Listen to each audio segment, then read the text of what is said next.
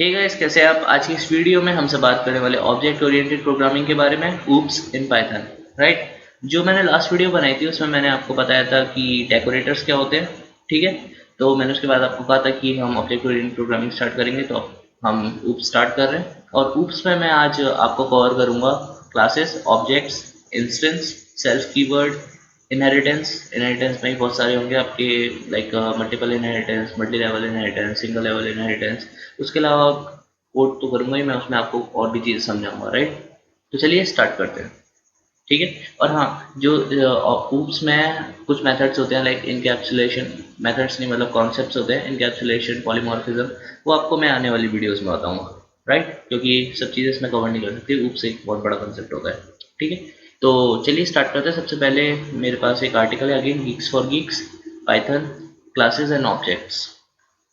तो यहाँ पे क्या लिखा है, a class is a user defined blueprint of prototype from which objects are created. तो इस लाइन से हमें पता चल रहा है कि क्लास कुछ ब्लूप्रिंट होता है, जैसे घर बनवाते हैं हम या फिर बिल्डिंग बनवाते हैं, उसका ब्लूप्रिंट होता है। उसी तरीके से क्लास एक ब्लूप्रिंट होता है।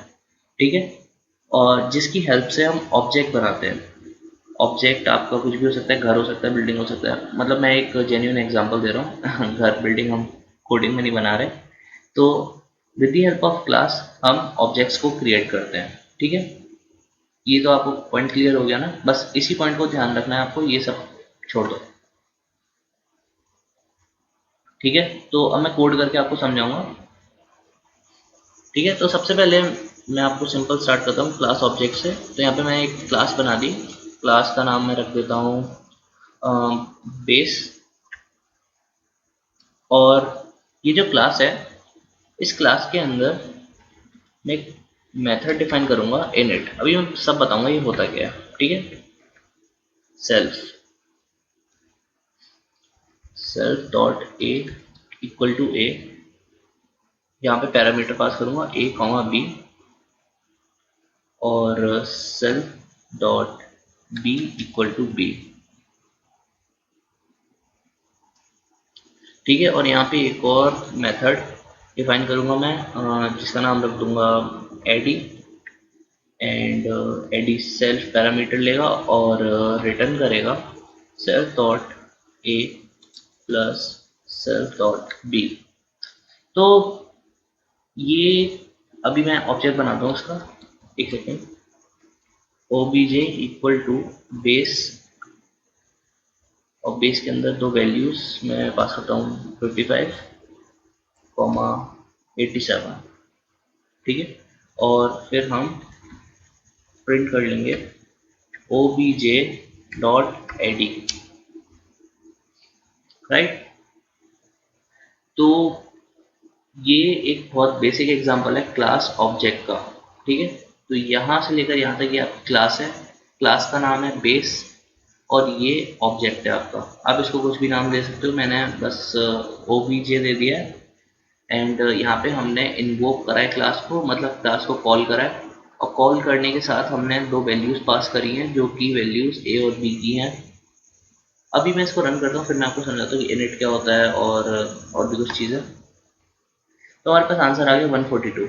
एंड 142 कुछ नहीं है, बस ए और बी को ऐड करके आया है। तो सबसे पहले हम बात करेंगे कंस्ट्रक्टर्स के बारे में। कंस्ट्रक्टर क्या होता है। तो कंस्ट्रक्टर जैसे कि नाम से ही पता चल रहा है कि हाँ कोई चीज़ बनाता है। कंस्ट्रक्टर कंस्ट्रक्टर मीन्स कंस्ट्रक्ट करना, कुछ कंस्ट्रक्ट कर रहा है। तो ये जो इनिट होता है ना, init init stand for initialization. तो इससे हम क्या समझ रहे हैं, ये कंस्ट्रक्टर है, इनिशिएट कर रहा है किसी चीज़ को। तो ये किस चीज़ को इनिशिएट कर रहा है, ऑब्जेक्ट को क्रिएट करने में हेल्प कर रहा है। ठीक है। एंड ऑब्जेक्ट कब बनता है, जब हम क्लास को कॉल करते हैं और क्लास के अंदर हम वैल्यूज पास करते हैं। और नहीं भी करेंगे, वो डिपेंड करेगा कि आपने आर्ग्यूमेंट्स दिए हैं या नहीं दिए। ठीक है। तो ये ऑब्जेक्ट क्रिएट हो गया। और ओबीजे वेरिएबल से हम ऑब्जेक्ट को स्टोर कर सकते हैं और उसके उससे कॉल कर सकते हैं क्लास के अंदर के मेथड्स। तो मेथड्स क्या होते हैं, जो हम फंक्शन डिफाइन करते हैं ना क्लास के अंदर, उनको हम मेथड्स कहते हैं। राइट। अब पूछोगे सेल्फ क्या है यार, ये सेल्फ। तो सेल्फ असल में इंस्टेंस है। इंस्टेंस क्या होता है। अब तो इंस्टेंस में आपको बताता हूँ क्या होता है। सबसे पहले मैं यहाँ पे एक और ऑब्जेक्ट बना दे रहा हूँ, obj1, और क्लास को कॉल कर रहा हूँ। और क्लास के अंदर मैं डाल दे रहा हूँ 67 और 84 और एक और ऑब्जेक्ट कॉल कर रहा हूँ एंड इसके अंदर मैं डाल देता हूँ, कुछ भी डाल दो 5, 4। ठीक है, अब इस लाइन को मैं कॉपी करता हूँ, पेस्ट करा। अब ऑब्जेक्ट 1 का एडी फंक्शन, ऑब्जेक्ट 2 का एडी फंक्शन, राइट। तो अब मैं रन कर रहा हूँ इसको और हमारे पास आउटपुट आया 9, 151, 142।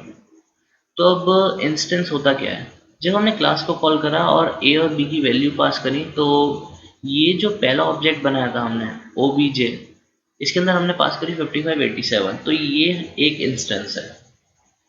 ऑब्जेक्ट 1 ओबीजे 1, इसके अंदर हमने दो वैल्यू पास करी 67 और 84, ये दूसरा इंस्टेंस है। और सिमिलरली OBJ2 के अंदर हमने 5 और 4 पास करी, ये तीसरा इंस्टेंस है। तो आप with the help of class कितने ऑब्जेक्ट बनाते हो अलग अलग डेटा की हेल्प से, वो एक पर्टिकुलर इंस्टेंस कहलाता है। ठीक है, और हर ऑब्जेक्ट में से हमने एडी फंक्शन को कॉल करा है और रिस्पेक्टिव ऑब्जेक्ट की वैल्यूज ली हैं क्लास ने और उस हिसाब से हमें आउटपुट दिया है जो कि है 9, 151 और 142, राइट। तो ये जो सेल्फ है ना, ये करंट इंस्टेंस होता है। करंट इंस्टेंस मतलब जैसे ऑब्जेक्ट यहाँ पे है OBJ1 या OBJ ऑब्जेक्ट है, ऑब्जेक्ट की मदद से हम क्या कर रहे हैं, क्लास के अंदर के फंक्शन को एक्सेस कर रहे हैं, राइट, मेथड को एक्सेस कर रहे हैं। उसी तरीके से जो सेल्फ होता है ना, सेल्फ, इसकी हेल्प से हम वेरिएबल्स को एक्सेस करते हैं। जैसे सेल्फ की मदद से हमने ए को एक्सेस करा, सेल्फ की मदद से हमने बी को एक्सेस करा, self dot A self dot B. तो ये जो चीज़ होती है ना, ये असल में आप करंट इंस्टेंस की हेल्प से कर सकते हैं जो कि सेल्फ है। Self is the current instance of the class. ठीक है, सेल्फ की मदद से आप एट्रीब्यूट्स को, जो ये ए बी है, आप फंक्शन भी पास कर सकते हो। तो आप जो भी चीज़ें डिफाइन करते हो ना क्लास के अंदर, वेरिएबल्स, फंक्शंस, हर चीज़ एट्रीब्यूट होती है और उसको आप एक्सेस कर सकते हो with the help of this self keyword. Self keyword की तरह ही C++ और जावा में होता है आपका दिस रेफरेंस और दिस पॉइंटर। इस तरीके की चीज़ें होती हैं आपकी C++ में, सी में और जावा में। तो उसी तरीके से पाइथन में होता है आपका सेल्फ। आई होप समझ में आ गया होगा आपको, राइट। एंड इंस्टेंस आपको समझ में आ गया, कंस्ट्रक्टर आपको समझ में आ गया। अब देखते हैं डिस्ट्रक्टर क्या होता है। ठीक है, तो हाँ, एक चीज़ और दिखा देता हूँ मैं आपको, एक और मेथड बना के दिखा देता हूँ कॉल्ड मल्टी। एंड मल्टी क्या कर रहा है, मल्टी असल में हम जो दो नंबर पास करेंगे उसका मल्टीप्लाई करके देगा। Return x dot Y, sorry, self dot A self dot B. अब मैं इसको रन करता हूँ तो आप देखिए, सॉरी, प्रिंट करना, अरे हाँ, कॉल करना भूल गया। तो हम यहाँ पे क्या करेंगे, हम कॉल कर लेंगे किसी भी एक ऑब्जेक्ट में से। मैंने ऑब्जेक्ट 2 से कर लेता हूँ, ऑब्जेक्ट 2 डॉट मल्टी। ठीक है, तो ऑब्जेक्ट 2 के अंदर हमने वैल्यू पास करें 5 और 4 एंड ये जो मल्टी फंक्शन है असल में 5 और 4 को मल्टीप्लाई करेगा और हमें आंसर देगा 20। 5 4 जा 20, राइट। ठीक है, तो इस तरीके से हम मेथड्स को डिफाइन करते हैं और उनको एक्सेस करते हैं और ये असल में कंस्ट्रक्टर होता है। अब बात करते हैं हम डिस्ट्रक्टर के बारे में। डिस्ट्रक्टर क्या होता है, तो अगेन इस आर्टिकल की हेल्प से समझाऊंगा मैं आपको। कंस्ट्रक्टर मैंने आपको बता दिया, इनिट फंक्शन होता है, इनिट, इसी को हम कंस्ट्रक्टर कहते हैं, मैं आपको बता दिया था। अब हम चलते हैं डिस्ट्रक्टर की तरफ। Destructors in Python. डिस्ट्रक्टर क्या होता है, destructor are called when an object get destroyed.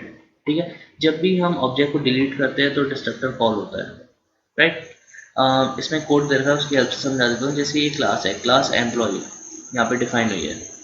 ठीक है, हाँ, मेरे कोड में मैंने यहाँ पे क्लास को कॉल कर दिया है। यहाँ पे आप बिना पैरेंथेसिस के भी क्लास को डिफाइन कर सकते हो, पैरेंथेसिस के साथ भी डिफाइन कर सकते हो, या फिर यहाँ पे ऑब्जेक्ट पास करके भी आप क्लास को डिफाइन कर सकते हो। अब ये ऑब्जेक्ट क्या होता है ये थ्योरी में अभी आपको बताऊंगा आगे जब मैं आपको इनहेरिटेंस पढ़ाऊंगा, ठीक है।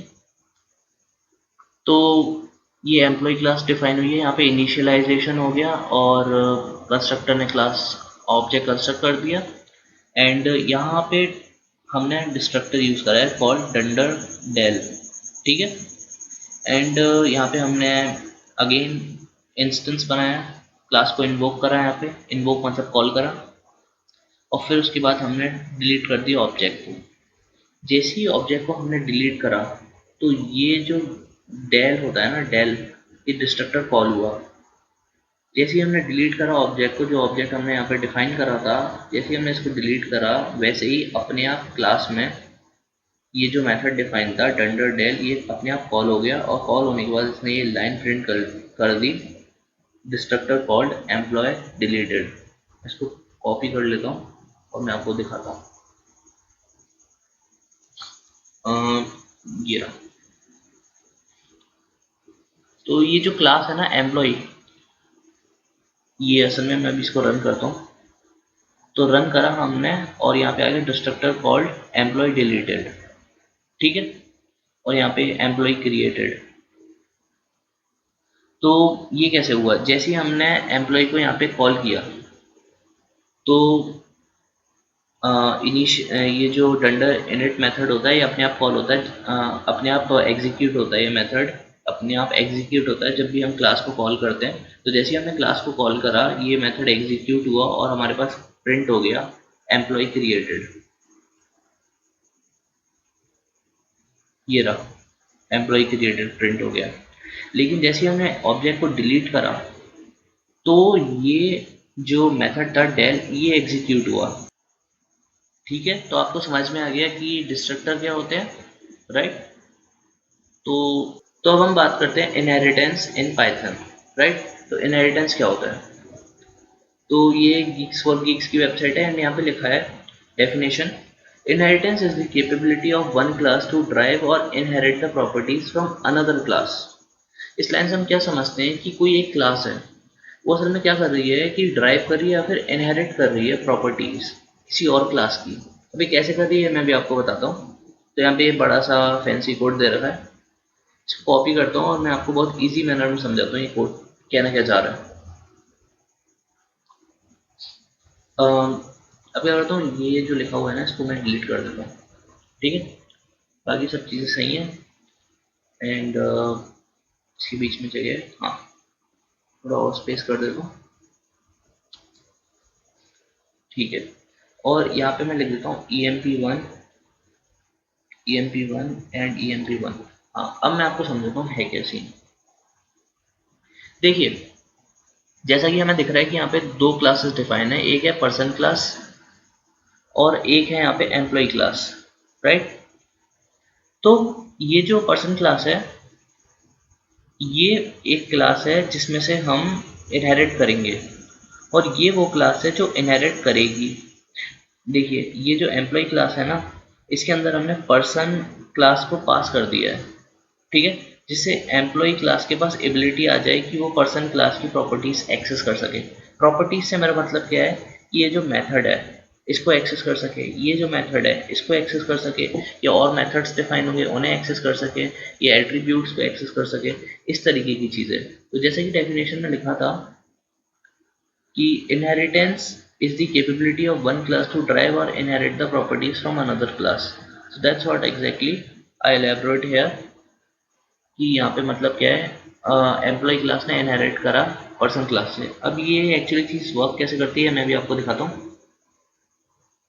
यहाँ पे हमने एक ऑब्जेक्ट डिफाइन करा EMP, और पर्सन क्लास के अंदर हमने एक यहाँ पे स्ट्रिंग पास कर दी geek1 किसको असाइन हो गई, कंस्ट्रक्टर को, एंड कंस्ट्रक्टर में नेम को असाइन असाइन हो गई, एंड यहाँ पे हमने डिफाइन कर दिया self dot name equal to name. यहाँ पे दो मेथड डिफाइन कर दिया, गेट नेम क्या करेगा, नेम को बस रिटर्न कर देगा, और इज एम्प्लॉय क्या करेगा, ट्रू या फॉल्स हमें देगा। यहाँ पे हमें फॉल्स दे रहा है यहाँ, और ये क्या है कि to check if the person is an employ, ठीक है।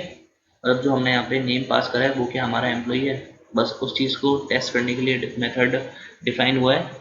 और ये जो क्लास है एम्प्लॉई असल में इनहेरिट कर रही है पर्सन से, और यहाँ पे हमने मेथड डिफाइन करा है कॉल्ड इज एम्प्लॉय, और यहाँ पे इज एम्प्लॉय जो है वो असल में ट्रू रिटर्न कर रहा है, और यहाँ पे जो पर्सन क्लास है इसमें फॉल्स रिटर्न कर रहा है। यहाँ पे हमने एक ऑब्जेक्ट डिफाइन करा है EMP। EMP को यहाँ पे हमने प्रिंट करा है, यहाँ पे क्या EMP डॉट गेट नेम और EMP डॉट इज एम्प्लॉय, दो मेथड्स को कॉल करा है हमने EMP ऑब्जेक्ट में से।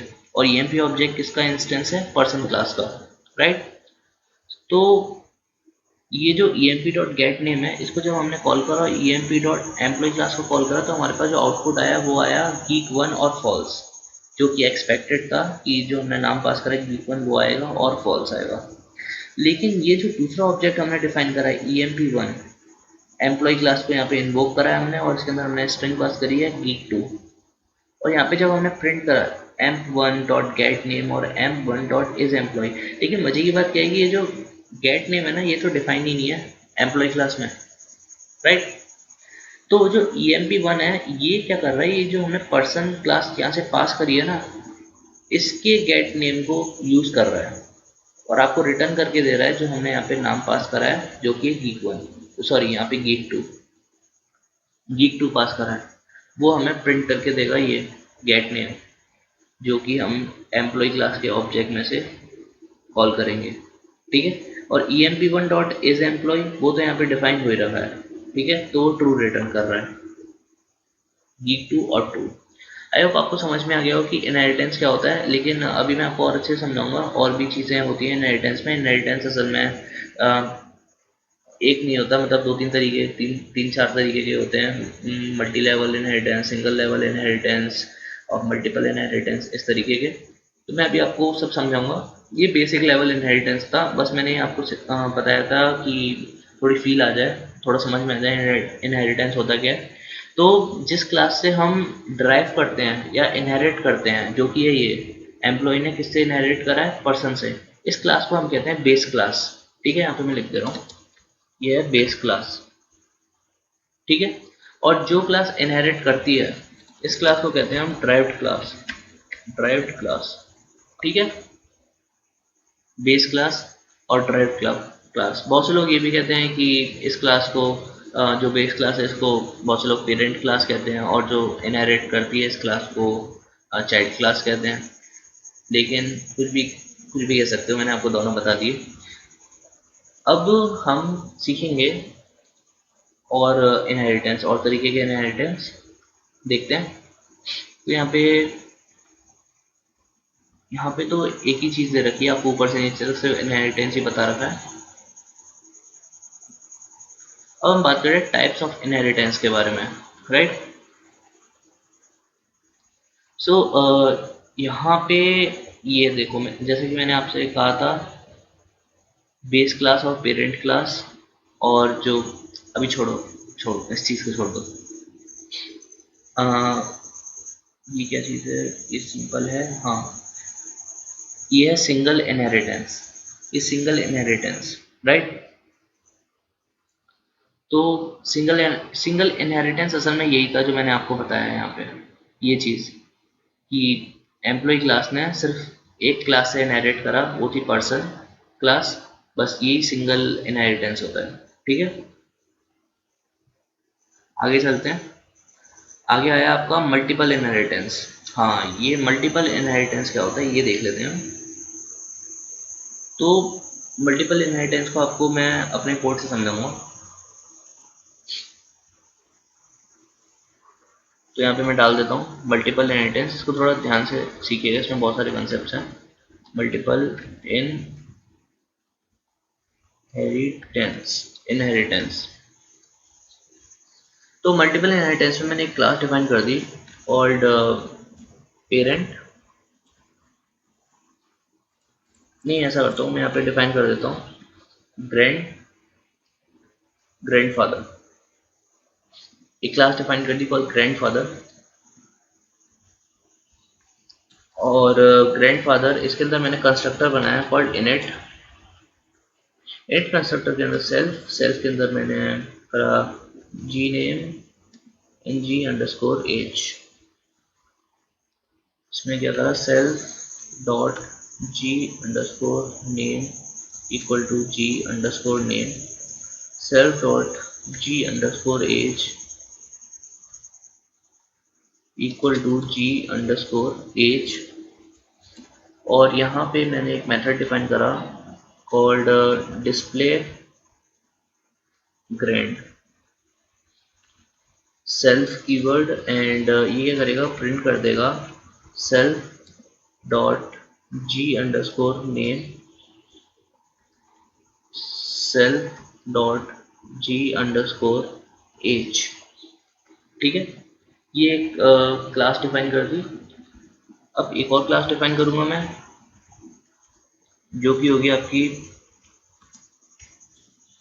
Father father class. Father class init self keyword, और यहाँ पे F underscore name comma F underscore age self dot F underscore name equal to F underscore name self dot F underscore age equal to F underscore age. और यहाँ पे पास करते हैं, हम एक मेथड बनाते हैं कॉल्ड डिस्प्ले फादर, और इसमें सेल्फ कीवर्ड पास करा, again print self dot F underscore name and print self dot F underscore age. Right, ठीक है। और एक और क्लास पास करेंगे, एक और क्लास बनाएंगे हम called son def underscore init self dot S underscore name comma S underscore age self dot S underscore name equal to S underscore name self dot S underscore age equal to S underscore age. और यहाँ पे again वही similar. Actually मैं simple रखना चाह रहा हूँ, जितना सिंपल हो सके, बिकॉज ये थोड़ा मतलब इजी तो होता है लेकिन कंफ्यूजिंग होता है इनिशियली, तो इसलिए मैं चाहता हूँ कि जितना सिंपल कोड रख सकूँ उतना सिंपल सही है। Display son and self comma self, और यहाँ पे हम प्रिंट कर देंगे self dot S underscore name print self dot S underscore age. ठीक है, तो यहाँ पे हमने तीन क्लासेस डिफाइन करी कॉल्ड सन पहली क्लास, दूसरी फादर, और तीसरी आपकी ग्रैंडफादर। ठीक है, अब इसी के इन्हीं क्लासेस के साथ साथ हम समझेंगे कि असल में मल्टीपल इनहेरिटेंस होता क्या है। तो ये देखिए, multiple inheritance when a class can be derived from more than one base class, this type of inheritance is called multiple inheritance. मतलब एक क्लास, जैसे कि यहाँ पे लिखा हुआ है सी क्लास असल में ए से भी इनहेरिट कर रही है और बी से भी इनहेरिट कर रही है, तो इस तरीके के इनहेरिटेंस को हम कहते हैं मल्टीपल इनहेरिटेंस। राइट, जैसे ये जो सन है ये असल में फादर से भी इनहेरिट कर रहा है और ग्रैंडफादर से भी इनहेरिट कर रहा है, तो यहाँ पे हम क्या करेंगे, यहाँ पे हम दोनों क्लासेस पास कर देंगे, फादर कॉमा ग्रैंडफादर। ठीक है, लेकिन लेकिन लेकिन जब ये इनहेरिटेंस होगा, ठीक है, तो एक मतलब एक दो लाइन और आती है यहाँ पे, और वो है कि जो आप क्लास पास कर रहे हो ना, इसको आपको इन्वोक करना होता है, अदरवाइज एरर आएगा कोड में। ठीक है, तो हम कैसे अब आप पूछोगे कि यार यहाँ पे भी तो हमने इनहेरिट करा था, पहले मैं वो लिख देता हूँ फिर मैं आपको बताता हूँ। ठीक है, अ, तो यहाँ पे हम क्या क्या लिखेंगे कि फादर डॉट इनिट, और इनिट के अंदर हम सेल्फ पास करेंगे, सेल्फ के साथ हम पास करेंगे कि फादर के अंदर हम क्या आर्ग्यूमेंट्स पास करना चाहते हैं।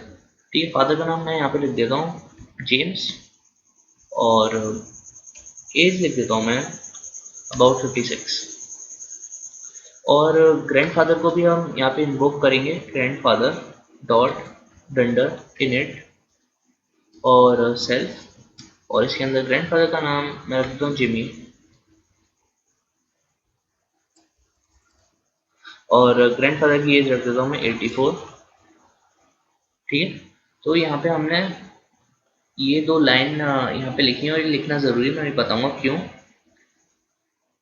देखिए, ये जो हमने ऊपर सिंगल लेवल इनहेरिटेंस करा था एम्प्लॉय और पर्सन में, यहाँ पे जब हमने इनहेरिट करा तो हमने यहाँ पे कोई इस तरीके की लाइन लिखी जो कि यहाँ पे हमने लिखी है, बिकॉज ये जो सिंगल लेवल इनहेरिटेंस है ना, ये कॉम्प्लिकेटेड नहीं होता, ये बहुत सिंपल इनहेरिटेंस होता है। लेकिन ये जो मल्टीपल इनहेरिटेंस होता है ये थोड़ा कॉम्प्लिकेटेड इनहेरिटेंस होता है, इसलिए हम ये चीज़ें यहाँ पे डिफाइन करते हैं, अदरवाइज एरर आता है।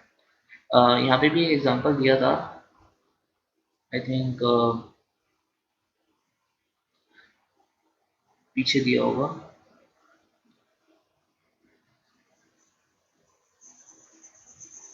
ये जो यहाँ पे एरर आया है ना, B object has no attribute name, इस तरीके का एरर आपको शो होगा अगर अगर आप ये जो लाइन है ना, ये अगर डिफाइन नहीं करोगे। ठीक है, अब ये हम क्यों करते हैं? देखिए, जब हमने फादर क्लास को यहाँ पे इनिट करा, मतलब यहाँ पे इन्वोक करा, तो हमने उसके अंदर आर्ग्यूमेंट्स पास कर दिए, जो कि आर्ग्यूमेंट्स एफ नेम और एफ एज को असाइन हो जाएंगे। सिमिलरली ग्रैंडफादर के आर्ग्यूमेंट्स हमने पास करे। अगर यहाँ पे हम आर्ग्यूमेंट्स को डिफाइन नहीं करते हैं, वो आर्ग्यूमेंट्स जो फादर क्लास में यूज होंगे और ग्रैंडफादर क्लास में यूज होंगे, और यहाँ पे नहीं लिखते हैं self dot g underscore name इस तरीके से, तो एरर आएगा। तो इस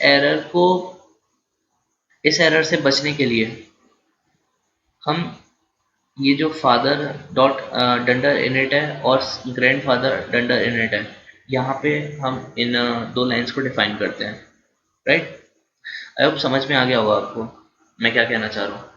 ठीक है, तो अब हम क्या करेंगे, एक ऑब्जेक्ट बनाएंगे called object 4, and object 4 is equal to son, और सन को हम नाम दे देते हैं, लेट्स से क्या दे दें, आर्थर दे देते हैं, आर्थर, और एज दे देता हूँ मैं 15। ठीक है, अब ऑब्जेक्ट 4 है ना, ऑब्जेक्ट 4 के पास ये एबिलिटी है कि वो खुद के मेथड को तो इनहेरिट कर ही वो यूज कर ही सकता है, लेकिन फादर के मेथड को भी इनहेरिट कर सकता है, उसके अलावा ग्रैंडफादर के मेथड को भी इनहेरिट कर सकता है। ठीक है, बिकॉज हमने ये दोनों क्लासेस पास करी हैं सन के अंदर। ठीक है, तो मैं करके दिखाता हूँ आपको, sorry, object 4 dot display son, similarly object 4 dot display father, father, अच्छा मैं आर लगाना भूल गया क्या यहाँ पे, डिस्प्ले, हाँ फादर में आर लगाना भूल गया। ठीक, और ऑब्जेक्ट 4 डॉट डिस्प्ले ग्रैंड। अब देखिए, मैं इसको रन करता हूँ और यहाँ पे देखिए प्रिंट होके आ गया। सबसे पहले सन का नाम, सन की एज, फादर का नाम जेम्स, फादर की एज, ग्रैंडफादर का नाम जिमी और ग्रैंडफादर की एज। तो इस तरीके से आपने देखा कि एक क्लास ने किस तरीके से इनहेरिट करा फादर से और ग्रैंडफादर से। अब जो मैंने आपको इनिशियली बताया था ऑब्जेक्ट के बारे में, कि ये जो हम ऑब्जेक्ट पास करते हैं इसका मतलब क्या है, आई होप थोड़ा थोड़ा तो आपको भी अंदाज़ा लग गया होगा कि क्या है इसका मतलब। कि जो क्लास डिफाइन होती है ना, वो भी कहीं से इनहेरिट करती है, वो है ऑब्जेक्ट क्लास। राइट, ये जो ऑब्जेक्ट क्लास है ना, यहाँ से ग्रैंडफादर क्लास या जो भी आप क्लास डिफाइन करते हो, किसी भी तरीके की क्लास ऑब्जेक्ट ओरिएंटेड प्रोग्रामिंग में, पाइथन में, तो वो ऑब्जेक्ट क्लास से इनहेरिट करती है। राइट, तो अभी मैं आपको बताता हूँ कि अभी मैं आपको कुछ दिखा देता हूँ इसमें कि मैं कहना क्या चाह रहा हूँ। जैसे मैं यहाँ पे प्रिंट करता हूँ सन डॉट अंडर MRO। ये चीज़ मैं आपको सिखा रहा हूँ, ये असल में होती है मेथड रिजोल्यूशन ऑर्डर। इसके बाद दो तरीके या शायद एक तरीके का इनहेरिटेंस और रह गया होगा, वो बताऊंगा। लेकिन उससे पहले मैं आपको MRO समझाता हूँ। MRO क्या होता है, उससे आपको थोड़ा और अच्छे से क्लियर हो जाएगा इनहेरिटेंस। MRO होता है मेथड रिजोल्यूशन ऑर्डर, ठीक है। अभी असल में होता क्या है, पहले मैं इसको रन कर देता हूँ। तो यहाँ पे ये लाइन प्रिंट होके आ गई हमारे पास, ठीक है। तो ये मेथड रिजोल्यूशन क्या होता है, मेथड रिजोल्यूशन ऑर्डर हमें असल में जानकारी देता है उस क्लास की जो हम यहाँ पे लिखते हैं कि ये जो क्लास है किन किन क्लासेस से इनहेरिट कर रही है। बिकॉज ये तो छोटा सा कोड है, लेकिन बहुत से कोड बहुत ज़्यादा कॉम्प्लेक्स होते हैं। उसमें हम अगर ऑटोमेशन टेस्टिंग सॉफ्टवेयर बनाते हैं तो वो testing software with the help of this MRO object बहुत सारी टेस्टिंग प्रैक्टिसेस परफॉर्म करता है, ठीक है। अभी आप वो उधर साइड में जाइए। अभी आप ये देखिए कि with the help of MRO हम पता कर सकते हैं कि जो पर्टिकुलर क्लास है वो किन किन क्लासेस से इनहेरिट कर रही है। जैसे कि ये जो सन क्लास है, मेन डॉट सन, ये असल में इनहेरिट कर रही है फादर से, ग्रैंडफादर से, और फाइनली ऑब्जेक्ट क्लास से, जो कि मैंने आपको यहाँ पे बताया था, ऑब्जेक्ट, ठीक है। तो ऑब्जेक्ट क्लास असल में पाइथन के अंदर प्री डिफाइंड मैकेनिज्म होता है जहाँ से क्लासेस प्रॉपर्टीज इनहेरिट करती है, like self property, init constructor, del constructor और डिलीट कंस्ट्रक्टर, इस तरीके के इस तरीके की चीज़ें, राइट। तो आई होप आपको समझ में आ गया होगा अब तक, यहाँ तक तो समझ में आ ही गया होगा, ठीक है। तो अब आगे चलते हैं और देखते हैं और तरीके के इनहेरिटेंस। एक्चुअली मेरे को याद नहीं रहते हैं हर चीज़ें, इतनी सारी चीज़ें, तो इसलिए मैं आर्टिकल का रेफरेंस लेता हूँ। तो ये सिंगल इनहेरिटेंस हमने समझ लिया, मल्टीपल इनहेरिटेंस भी हमने समझ लिया। अब क्या है मल्टी लेवल इनहेरिटेंस, चलिए इसे समझते हैं। मल्टी लेवल इनहेरिटेंस क्या होता है। हाँ, पहले डेफिनेशन पढ़ लेते हैं, या पहले कोड लिख लेते हैं, कोड लिखने के बाद ज़्यादा अच्छे से समझ में आता है। नहीं, पहले डेफिनेशन ही पढ़ लेते हैं। So, in multi-level inheritance, features of the base class and the derived class are further inherited into the new derived class। कुल मिला के ये है कि जो A है ना, A से इनहेरिट करा B ने, और B से इनहेरिट कर रहा है C। लेकिन C A से भी इनहेरिट कर सकता है और C B से भी इनहेरिट कर सकता है। क्यों? क्योंकि B तो A से इनहेरिट कर रहा है ना। समझाता हूँ फिर से। B क्लास ने ए से इनहेरिट करा, सी ने बी से इनहेरिट करा, लेकिन सी क्लास ए क्लास को प्रॉपर्टीज भी इनहेरिट कर सकती है, सी क्लास ए क्लास की प्रॉपर्टीज भी इनहेरिट कर सकती है। बिकॉज सी असल में इनहेरिट कर रहा है बी से, लेकिन बी तो ए से कर रहा है ना इनहेरिट। समझ में? चलो कोड करते हैं, कोड करके और अच्छे से समझ पाएगा। तो यहाँ पे एक कॉम्प्लिकेटेड सा कोड लिखा हुआ है, मैं इसको कॉपी कर लेता हूँ और कॉपी करने के बाद आपको समझाता हूँ ये कहना क्या चाह रहा है ये कोड। फिर उसके बाद आएगा हायरार्किकल इनहेरिटेंस, ये समझेंगे। तो यहाँ पे मैं लिख देता हूँ आपका मल्टी लेवल इनहेरिटेंस, एंड यहाँ पे मैंने ये कोड पेस्ट कर दिया। सो ये क्या यहाँ पे मैं ये डिलीट कर देता हूँ। तो जैसा कि मैंने कहा था आपको, बेस क्लास होती है जिससे हम इनहेरिट करते हैं, और ये जो बीच में क्लास होती है इसे हम कहते हैं इंटरमीडिएट क्लास, और ये जो लास्ट में जो क्लास होती है ये हो गई आपकी ड्राइव्ड क्लास, जो कि यहाँ से भी इनहेरिट कर रही है और यहाँ से भी इनहेरिट कर रही है इनडायरेक्टली। इनडायरेक्टली क्यों कहा मैंने, बिकॉज हमने पास तो एक ही क्लास करी है ना, फादर।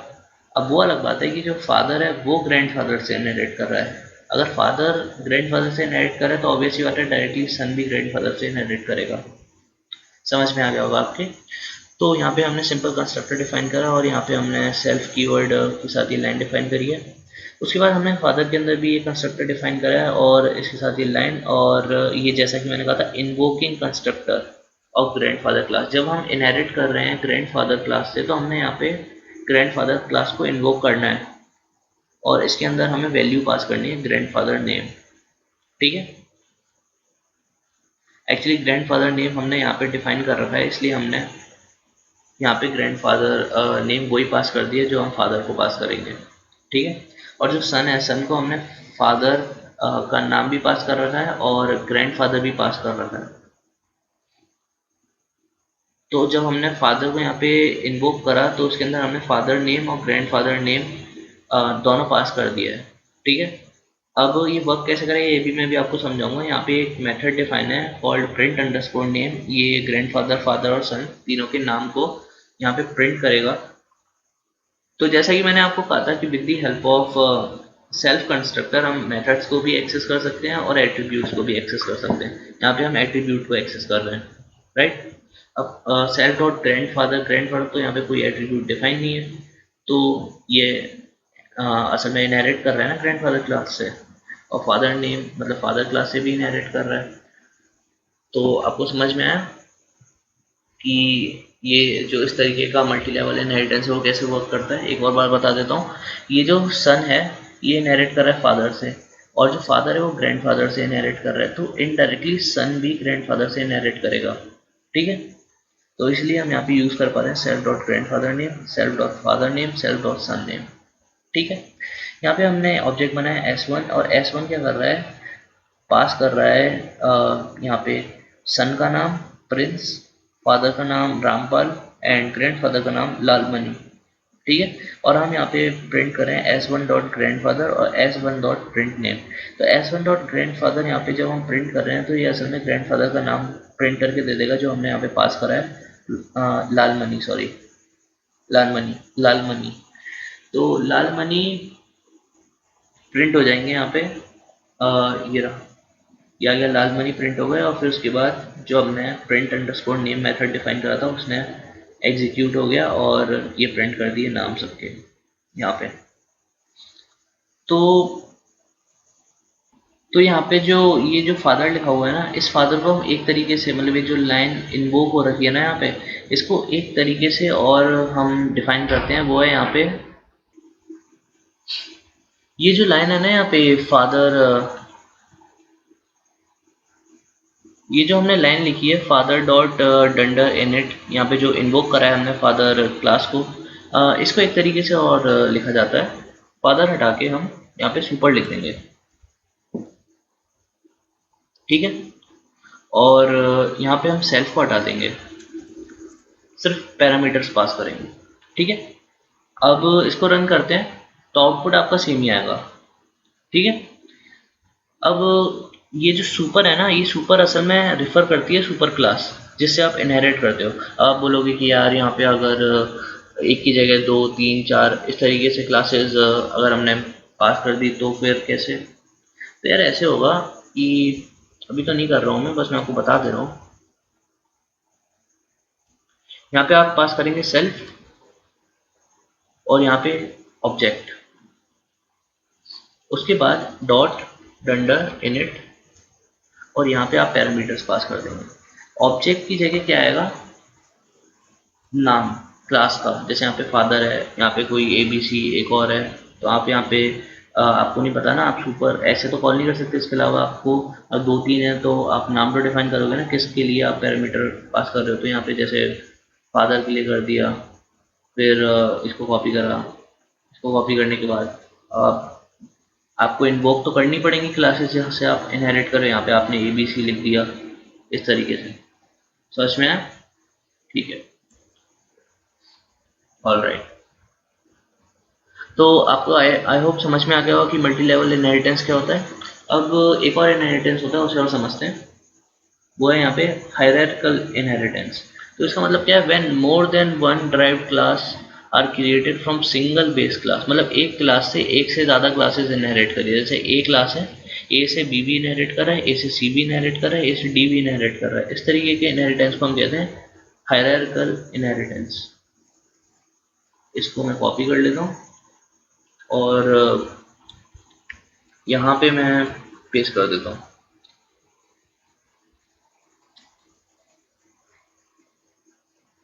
राइट। और ये कोड ले लेते हैं हम,